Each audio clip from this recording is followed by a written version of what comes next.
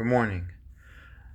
There was a old Indian village, um, maybe around 300 years ago or so, out in the Southwest, and this this village they were celebrating the coming of age of boys, becoming men, and that's kind of a popular theme in a lot of cultures throughout the world. Uh, Different cultures celebrate it in different ways. You might have seen some where you see those boys kind of they go way high up into this ladder and they tie their ankles off with these ropes and jump off, and I don't know, maybe it's a 40 or 50-foot free fall and the ropes are supposed to break their fall. It's not unique, around the world there's different types of ways for cultures to test their their young boys to see if they're ready to become a man or not. And in this village, what they did is they would send their boys out to go out on this, uh, basically just off on their own. There was really no place where they had to go. Just they just needed a time of solitude and reflection, and they would come back with their vision, and they would bring any kind of vision. It could be about the weather that was to come, or what type of plants they should grow for the year, or how the season was going to go, if they were to expect some visitors maybe that year, or if there was going to be war, or maybe famine, or it could have been anything. Whatever their vision was, that's kind of what was accepted among the people, and the people would listen to the vision and try to interpret it correctly. And it was supposed to be good for the village to hear that young boy's vision and to accept it. And as they accepted it, that means that they were accepting that boy's input into the community, and he had something of value to say and to contribute. Uh, and he was accepted then, moving forward as a man, and um, he would be accepted in that way. Well, in this way, there was this young baby that was born. His name was Falling Rocks, and Falling Rocks was just it was kind of unique in a lot of ways. You kind of, even as a baby, you just kind of lock eyes on him, and there's something seemed a little bit different. He just had this very unique sparkle and life in his eyes, and you can see it as he grew. When he was playing with his friends, he always kind of outshunned them in many ways, but he was very humble, very honest, very unique. He could play the games. He had these broader shoulders and a little bit taller. He's also very handsome as well. And so everybody kind of just adored him, and not just for outwardly. He had just the kindest and the sweetest soul that you could ever see in a person, and be warmed by a person, by a soul. And just that you can kind of get a sense from that even as he was a little kid. And he also had this very unique way of looking at things that nobody else would notice. When he'd go out and play the games, he could probably win the games pretty easily with just because of his physical abilities, but he'd come up with these unique strategies that really nobody has even thought about, and he would just kind of win them that way, using these strange techniques that nobody's even ever seen or heard of, and people were really excited about him. And he didn't really show off a lot. He was always kind of like, even as a young boy, getting older, kind of seemed like he was the tallest person in the room, and when he was with his friends, he seemed like a giant among them. But if you would ask any of his friends, nobody ever felt small when they were next to him. He always had a way of lifting everybody up, and encouraging everybody that they were all equals, and that they were to move forward in this way, and to be stronger in this way. Uh, so he kept growing and growing, and the town was getting pretty excited because it was about to be his coming of age, his vision quest, and he was about to go out and have his vision. And almost never did people really not care about what vision he would have. And in this case, it's like he's already falling rocks. He almost is the vision himself. And just to have him amongst us as a man, as a leader, that's so great already. But of course, he is falling rocks. He is going to have this great and spectacular vision that's going to be just far out and above. So the whole community was celebrating, getting ready to celebrate. They were very happy and anxious for this day, for him to go out on his vision. So it came about that he was going to go on his vision, and everybody was laughing and celebrating and happy, and he was going to go out and go get this done. Well, he goes out, and uh,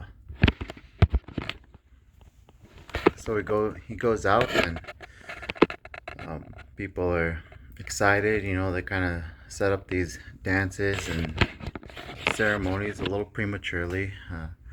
It's falling rocks. He's gonna go out and come back and bring great things for the people, and be a great leader in the community, one like there's never been before. They're waiting maybe a day, and well, he'll come back tomorrow. Nobody really comes back the same day. That's a little bit of nonsense, and they're all really excited and they're a little bit tired, and uh, just really want it to come back.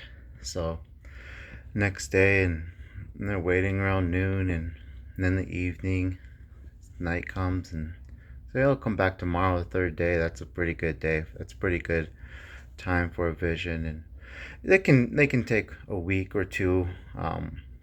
That's kind of, they usually wouldn't take 2 weeks, but a week that's a good long quest. And so another day, another night, the week comes in.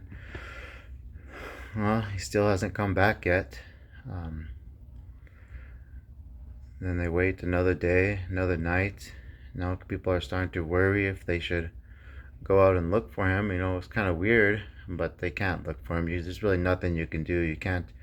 Somebody goes out on their vision quest, you just really can't interrupt that process. They have to kind of do it on their own. That's the whole point of that scenario. To what can they bring back? They're on the second week now, and people are really starting to turn their joy into sadness and worry. There's some crying and nightmares, and nobody really knows what's going on anymore. Closer to the end of the third week, it wasn't quite 3 weeks. Everybody's just in despair.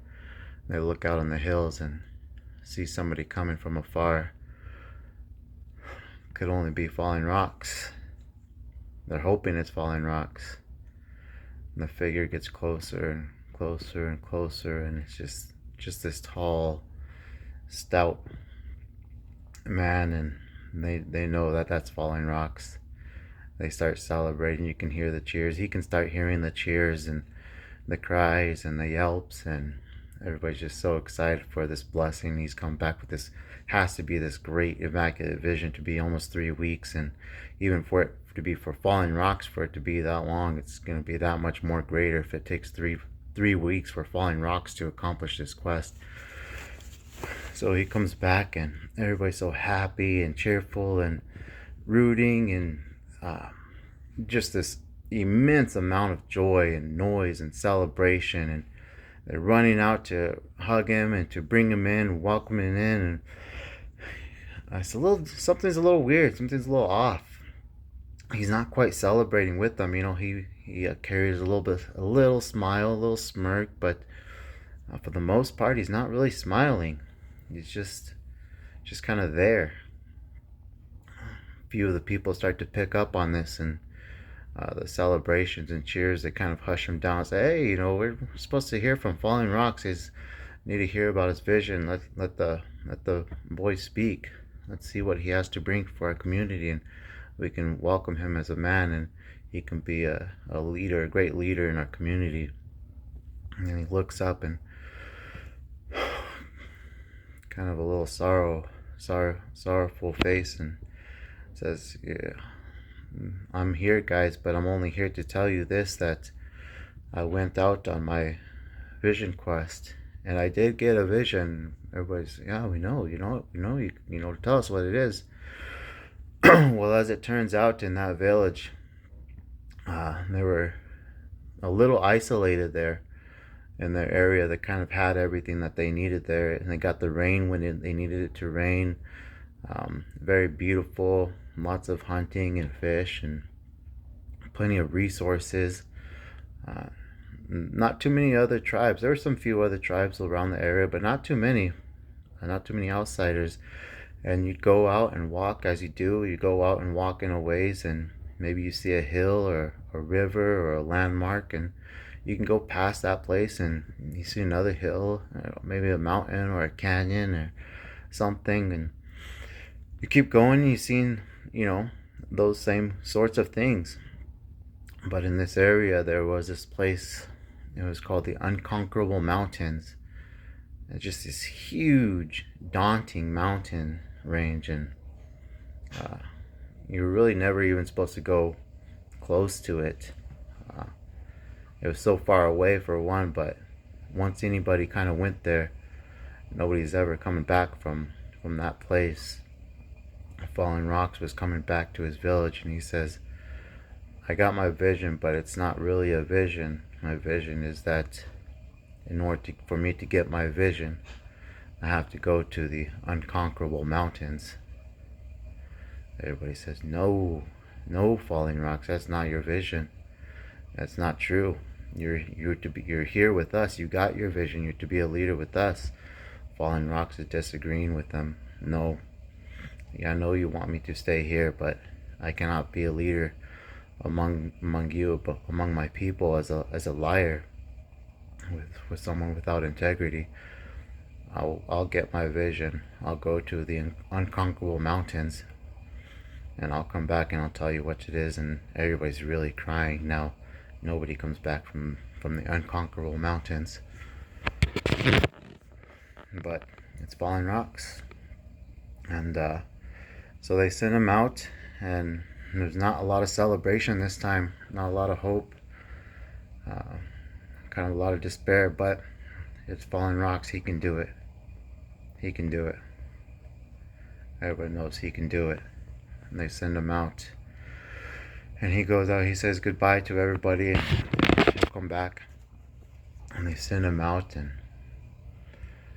they're waiting for him. Of course, they're not going to expect him back in a week or two. These are unconquerable mountains. It may take 3-4 weeks. 4 weeks would be probably a quick return.